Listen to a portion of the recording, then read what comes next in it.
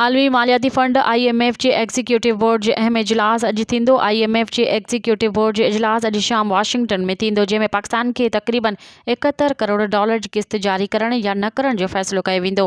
IMF जो जाइज़ा mission Pakistan खे इहा किस्त जारी करण जी सिफ़ारिश करे चुको आहे ऐं बोर्ड तरफ़ां इहा किस्त जारी करण जी मंज़ूरी जी सूरत में इहा रक़म पाकिस्तान खे सुभाणे मिलण जो इम्कान आहे।